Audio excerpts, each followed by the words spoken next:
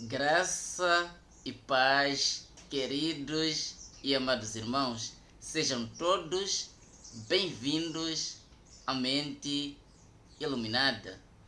Meus queridos e amados irmãos, em primeiro lugar, eu quero louvar a Deus, agradecer a Deus pela tua vida e pela tua família. Meu nome é Bruno Meck e quero desde já aproveitar mandar um grande abraço a todos os ministros do Evangelho da Graça de Deus. Quero também aqui aproveitar, mandar um grande abraço a todos os meus irmãos daqui de Moçambique, mandar um grande abraço a todos os meus irmãos do Brasil, Angola, Estados Unidos, Cabo Verde, Japão, África do Sul, e a todos os meus irmãos que estão nos demais países. Meus amados e queridos irmãos, recebam um grande abraço do vosso irmão Bruno. Agora, o tema de hoje é a destruição da terra e a nova Jerusalém. Vou repetir o tema. Olha, a destruição da terra e a nova Jerusalém. Meus amados e queridos irmãos, preste atenção para você entender isto. Preste atenção porque eu quero que você entenda isto aqui. Olha, meus queridos, hoje em dia, no mundo todo, hoje em dia, no mundo inteiro, várias pessoas, vários irmãos pelo mundo todo ainda acreditam que Jesus vai voltar e na sua vinda haverá a destruição da terra, assim como está escrito na segunda epístola de Pedro, no capítulo de número 3. Mas calma, que já já nós vamos ler essas passagens. Meus amados irmãos, hoje nós vamos tratar de dois assuntos. Hoje nós vamos tratar acerca da destruição da terra e acerca da nova Jerusalém. Meus queridos irmãos, olha, eu vou já adiantar aqui. Olha, Deus não vai destruir a terra. A terra não será destruída por Deus. Por favor, meus queridos irmãos, vamos agora ler algumas passagens bíblicas usadas pela religião para dizer que Jesus ainda vai voltar e na sua vinda haverá a destruição da terra. Por favor, vamos ler segunda epístola de Pedro, capítulo de número 3, do versículo 9 ao versículo 10. Olha, o Senhor não retarda a sua promessa, ainda que alguns a tenham por tardia. Porém, é longânimo para convosco, não querendo que ninguém se perca, senão que todos venham a arrepender-se. Versículo 10. Virá, pois, como ladrão o dia do Senhor, no qual os céus passarão com grande estrondo, e os elementos ardendo se dissolverão, e a terra e as obras que nela há serão queimadas. Segura. Então, os pastores do sistema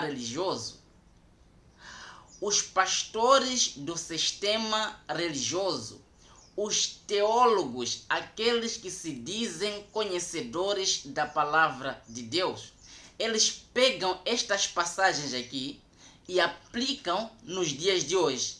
Eles pegam estes versículos aqui e aplicam nos dias de hoje. Eles pegam no versículo 9 que diz: o Senhor não retarda a sua promessa, ainda que alguns a tenham por tardia, porém é longânimo para convosco, não querendo que ninguém se perca, senão que todos venham a arrepender-se.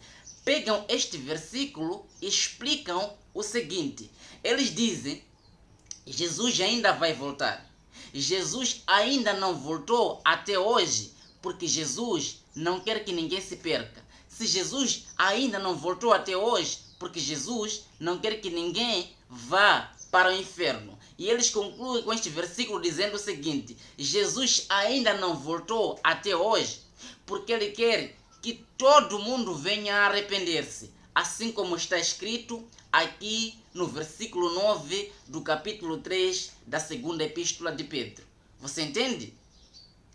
Então, eles continuam explicando no versículo de número 10, que diz o seguinte: virá pois como ladrão o dia do Senhor, no qual os céus passarão com grande estrondo e os elementos ardendo se dissolverão, e a terra e as obras que nela há serão queimadas. Eles pegam esta passagem e concluem o seu mau ensinamento, dizendo que na vinda de Jesus Cristo haverá a destruição da terra. Na vinda de Jesus Cristo, os céus passarão com grande estrondo, os elementos da terra ardendo se dissolverão, e dizem que a terra e as obras que nela há, assim como está escrito, serão queimadas. Então, o mundo será queimado na vinda de Jesus Cristo. Eles pegam essas duas passagens, aplicam nos dias de hoje.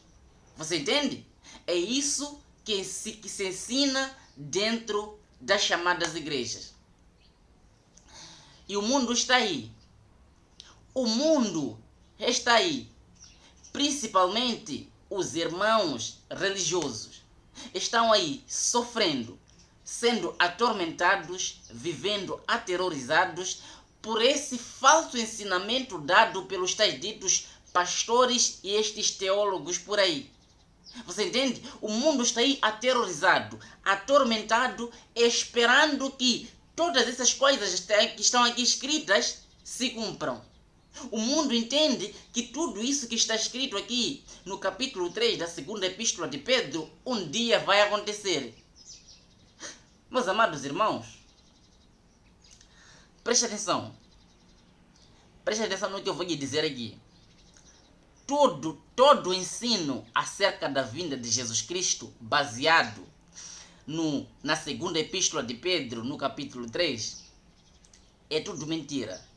Tudo engano o que se ensina por esses pastores, esses teólogos por aí.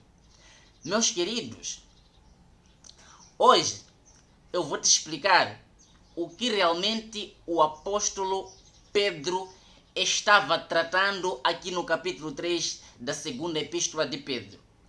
Eu creio que hoje você vai sair aqui com o entendimento perfeito, com o entendimento apercebido acerca deste assunto.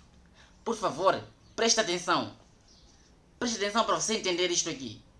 Queridos, na verdade, quando nós lemos o versículo 9 e o versículo 10, quando nós lemos essas duas passagens isoladamente, de fato, nós entendemos, de fato, essas duas passagens, quando lidas isoladamente, nos dão a entender de que realmente Jesus ainda vai voltar e na sua vinda haverá a destruição da terra. Mas, meus amados irmãos, não era nesse contexto que o apóstolo Pedro estava tratando aqui no capítulo 3 da sua segunda epístola. Meus queridos irmãos, preste atenção. Para nós entendermos o que realmente o apóstolo Pedro estava tratando aqui no capítulo 3 da sua segunda epístola, nós primeiro precisamos entender uma coisa. Preste atenção. Primeiro nós precisamos entender qual é o destinatário desta epístola. Primeiro nós precisamos entender a quem o apóstolo Pedro escreveu esta epístola. E somente, preste atenção, somente depois de nós entendermos a quem o apóstolo Pedro escreveu esta epístola, é que nós vamos entender o que realmente o apóstolo Pedro quis tratar aqui no capítulo 3. Somente sabendo o destinatário desta epístola é que nós vamos entender o que realmente o apóstolo Pedro queria transmitir aqui no capítulo 3 da sua segunda epístola. Por favor, meus queridos irmãos, vamos juntos ler para melhor entendermos este assunto. Por favor, vamos ler segunda epístola de Pedro, ainda no mesmo capítulo 3, no versículo de número 1. Olha, amados, já é esta a segunda carta que vos escrevo, em ambas as quais desperto com admoestações o vosso ânimo sincero. Segura. No versículo de número 1, o apóstolo Pedro escreve: amados, esta é a segunda carta que eu vos escrevo. A pergunta que fica aqui é a seguinte: esta é a segunda carta que Pedro escreve a Moçambique?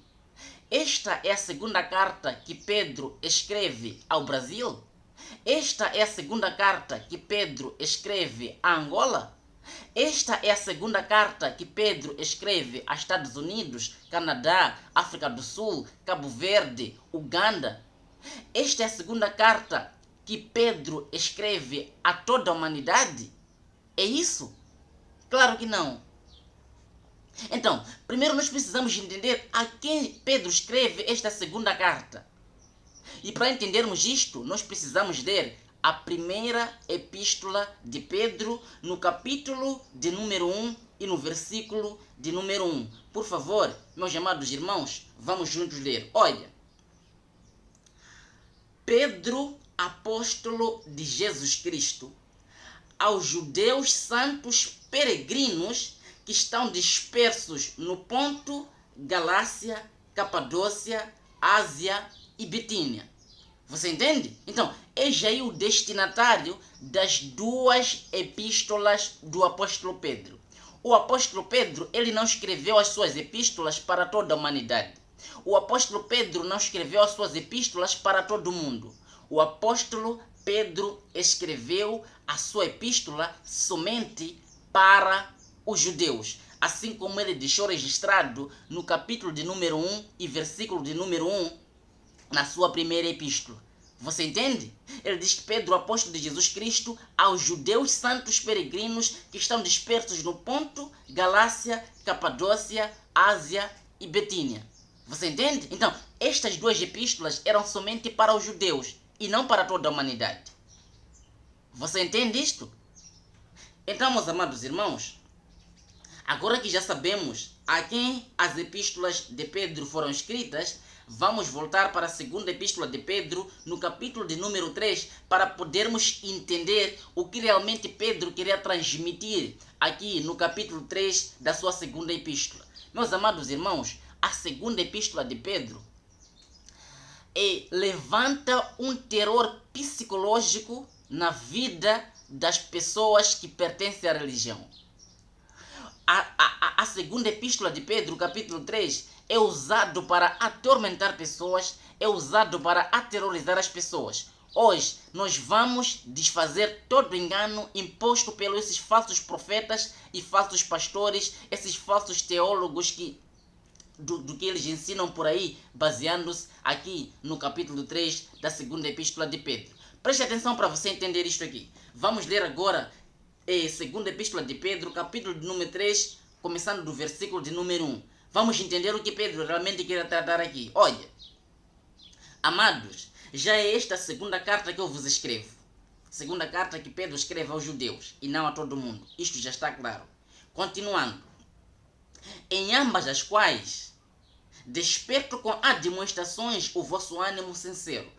Em ambas as quais, em ambas as cartas, em ambas as epístolas do Pedro, ele desperta com admoestações o ânimo sincero dos judeus. Versículo de número 2. Olha, para que vos lembreis das palavras que dantes foram ditas pelos santos profetas e do mandamento do Senhor e Salvador dado mediante os vossos apóstolos, sabendo primeiro isto, que nos últimos dias virão escarnecedores com zombaria, andando segundo as suas próprias concupiscências e dizendo: onde está a promessa da sua vinda?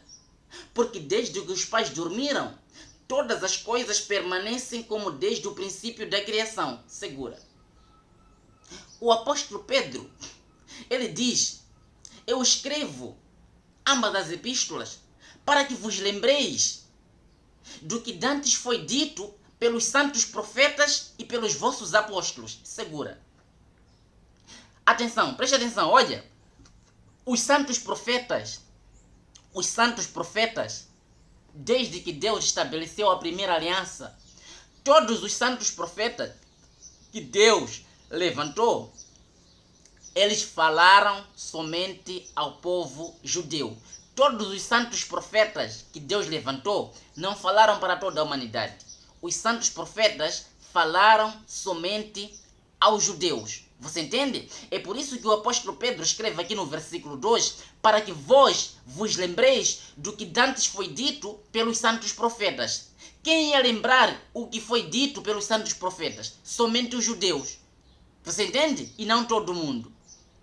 Você entende que essa epístola é somente para os judeus? Os santos profetas falaram somente aos judeus. E era somente os judeus quem tinha que se lembrar aqui daquilo que foi dito pelos santos profetas e os seus apóstolos. Atenção, os apóstolos que o apóstolo Pedro registrou aqui no versículo 2, o apóstolo Paulo não está incluso nesses apóstolos. Por quê?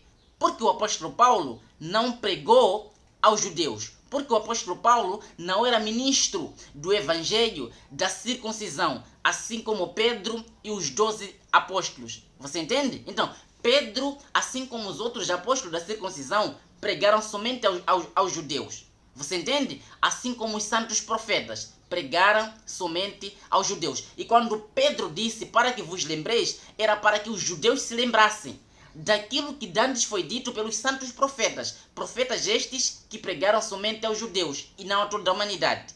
Você entende? Então, esta palavra aqui é direcionada somente aos judeus. Vamos continuar entendendo? Olha. Então, era para que os judeus se lembrassem de que palavras que dantes foi dita pelos santos profetas. Entenda isto aqui. Versículo 3.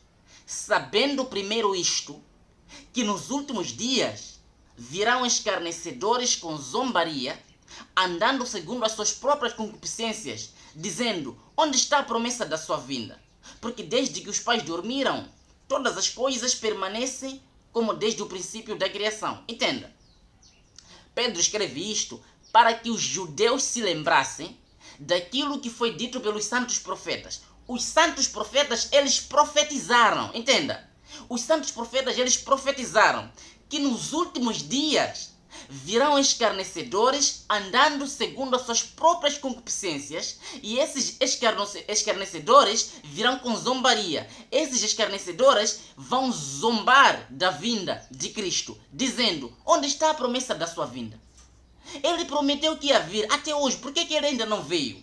Então, os santos profetas, eles profetizaram que nos últimos dias os escarnecedores zombariam da vinda de Cristo e dirão, onde está a promessa da sua vinda? Porque desde que nossos pais morreram até hoje, as coisas permanecem como desde o princípio da criação. Ele disse que viria, mas até hoje ele ainda não veio. Então, onde está a promessa da sua vinda? Eles zombariam, os escarnecedores, assim como os santos profetas profetizaram. Você entende? Então, por que Pedro disse aos judeus para que eles se lembrassem disso? Entenda. Porque neste tempo aqui em que eles estão vivendo isto, já era os últimos dias. Os últimos dias que foram profetizados pelos santos profetas já havia chegado. É por isso que Pedro disse, irmãos, lembrem o que os santos profetas profetizaram no passado. Já chegou agora o tempo. Já chegou agora aquele tempo que os escarnecedores iam zombar da vinda de Cristo. Já chegou agora aquele tempo.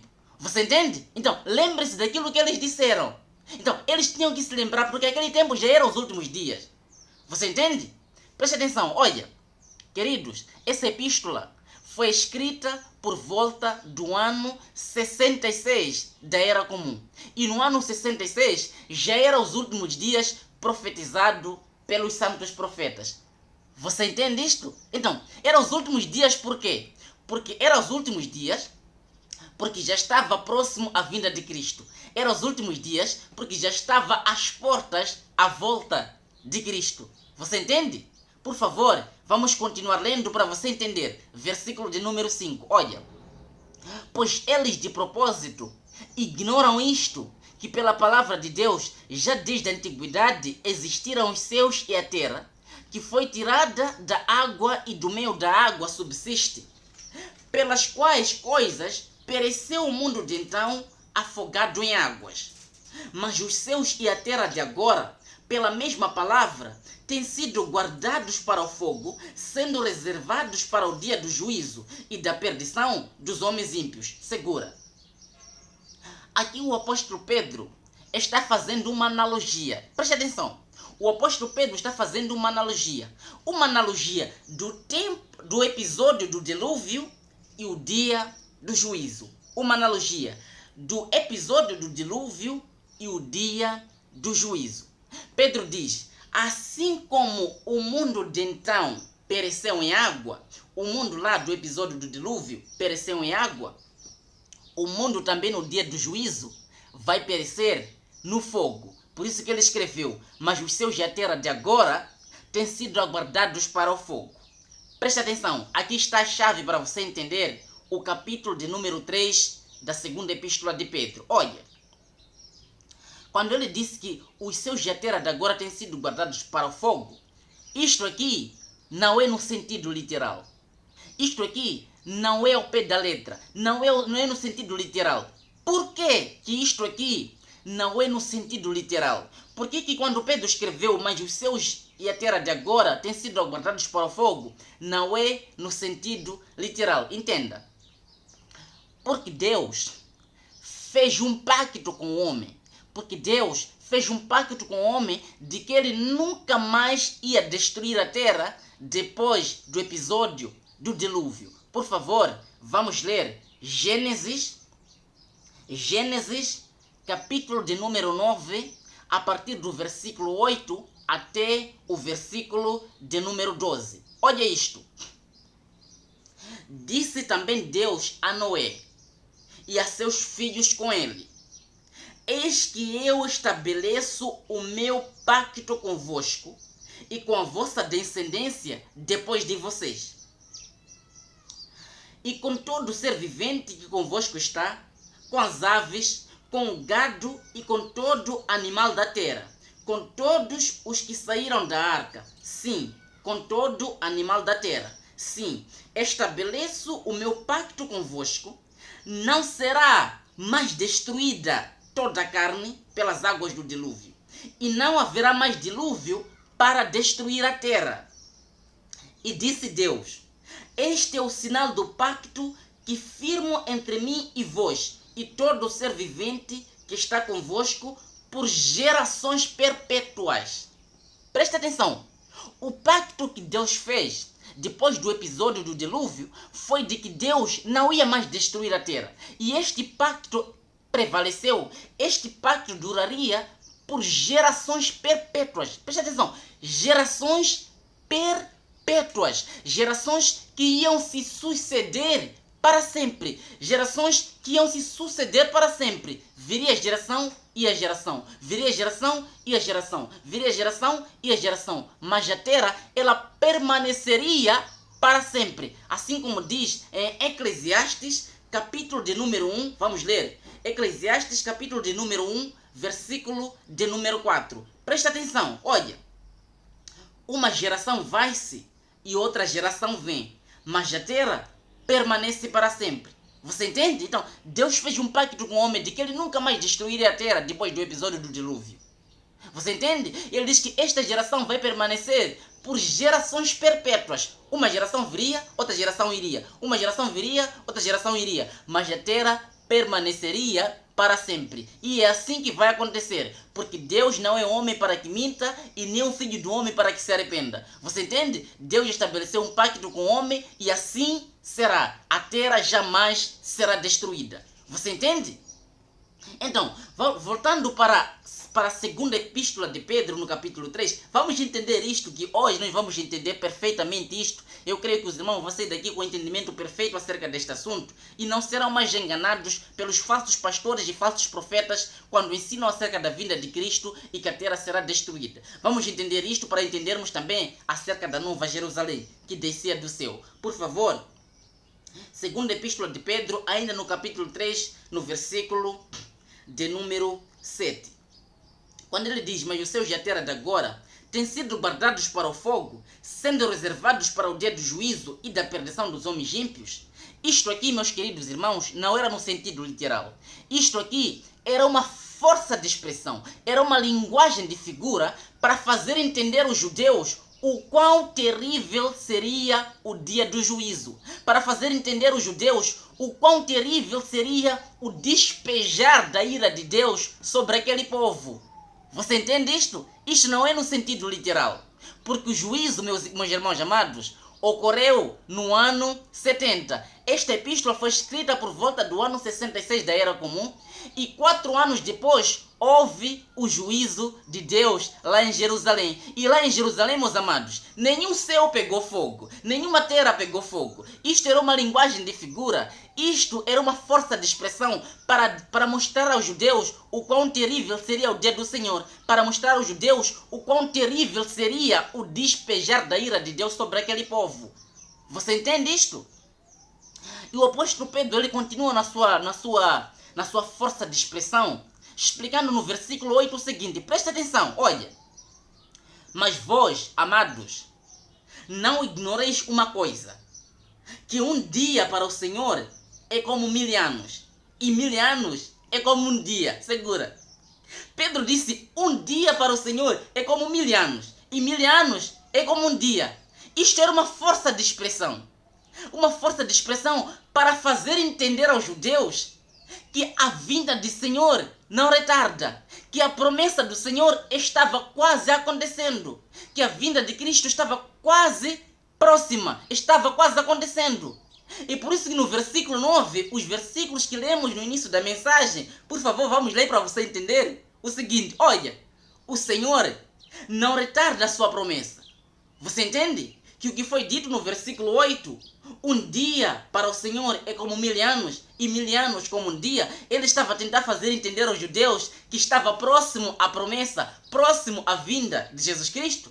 Você entende? Então, no versículo 9, ele continua dizendo o seguinte, o Senhor não retarda a sua promessa, ainda que alguns a tenham por tardia. Então, alguns judeus tinham a promessa de Deus por tardia. Os escarnecedores que foram profetizados pelos santos profetas tinham por tardia a promessa do Senhor, a promessa da vinda do Senhor. Você entende? É por isso que Pedro ele vai escrever aqui. O Senhor não retarda a sua promessa, ainda que alguns já tenham por tardia, porque alguns dos judeus tinham por tardia a promessa do Senhor. Você entende? E Pedro continua dizendo, porém, é longânimo para convosco. Cristo era longânimo para com eles. Longânimo para com quem? Para com os judeus. Cristo era longânimo para com os judeus. E porque ele não queria que ninguém se perdesse. Assim como Pedro escreveu ainda no versículo 9. Não querendo que ninguém se perca, senão que todos venham a arrepender-se. Então, Cristo era longânimo para com os judeus, não querendo que nenhum dos judeus se perdesse no dia do juízo. Você entende? Ele queria que todos viessem a arrepender-se. Queria que todos os judeus se arrependessem. Se arrependessem de quê? Era para que os judeus se arrependessem das suas transgressões. Era para que os judeus se arrependessem dos seus pecados. Porque era apenas os judeus que tinham pecado. Era apenas os judeus que eram transgressores. Porque o pecado, na concepção dos judeus, era a transgressão da lei. Você entende? Então, Cristo era longânimo para com eles, para que ninguém se perdesse e que todos os judeus viessem a arrepender-se. Você entende, meu amado? É por isso que Jesus Cristo não tinha voltado até aquele tempo. Você entende isto? Então, meus amados irmãos, Pedro continua no versículo de número 10 dizendo, virá pois como ladrão o dia do Senhor, no qual os céus passarão com grande estrondo e os elementos ardendo se dissolverão e a terra e as obras que nela há serão queimadas. Tudo isto, meus amados, aconteceu no ano 70. Quando Pedro escreveu que os céus passarão com grande estrondo e os elementos da terra ardendo se dissolverão, isto não era no sentido literal. Isso era uma força de expressão, uma linguagem de figura para mostrar o quão terrível seria o dia do Senhor. E tudo isso aconteceu no ano 70. Os céus não caíram com grande estrondo. Os elementos da terra não queimaram como está escrito aqui. Isto não é no sentido literal. Isto aqui é uma linguagem de figura, força de expressão para fazer entender os judeus que o dia do juízo seria terrível. A ira de Deus seria tão terrível para o povo judeu. Essas coisas eram para mostrar aos judeus o quão terrível seria o dia do Senhor. Você entende? Não era no sentido literal. E tudo isto aconteceu no ano 70. No ano 70, os elementos da terra, a terra não foi queimada. O juízo aconteceu lá. Você entende? O juízo aconteceu e todos aqueles que venceram no juízo foram colocados na Nova Jerusalém, que é o assunto que nós vamos tratar já já. Agora, Pedro continua dizendo no versículo 11 adiante o seguinte, presta atenção, olha. Ora, uma vez que todas as coisas hão de ser assim dissolvidas, isto no juízo que aconteceu no ano 70, e assim aconteceu, que pessoas não deveis ser em santidade e piedade, aguardando e desejando ardentemente a vinda do dia de Deus, em que os céus em fogo se dissolverão e os elementos ardendo se fundirão. Você entende? Isto é uma linguagem de figura. Os elementos ardendo se dissolverão e os céus em fogo arderão. Isto aqui, meus amados irmãos, aconteceu no ano 70. Isto estava reservado para o dia do juízo. Isto não era no sentido literal. Isto era uma força de expressão. Você entende? Para mostrar quão terrível seria a ira de Deus sobre aquele povo lá. Então, e no versículo 13, Pedro escreve o seguinte, preste atenção. Nós, porém, segundo a sua promessa, aguardamos novos céus e uma nova terra, nos quais habita a justiça. Segura. Pedro, quando escreveu que nós, porém, segundo a sua promessa, aguardamos novos céus e nova terra, não é que o mundo seria destruído e um novo céu, uma nova terra viria. Não é que o mundo será destruído e Deus ia fazer uma nova terra e um novo céu, como explica o sistema religioso. Você entende? A religião está aí ensinando às pessoas que esta terra será destruída e depois que esta terra será destruída, Deus fará uma nova terra e um novo céu. Não é isto que Pedro estava tratando aqui, meus amados irmãos. Entenda isto.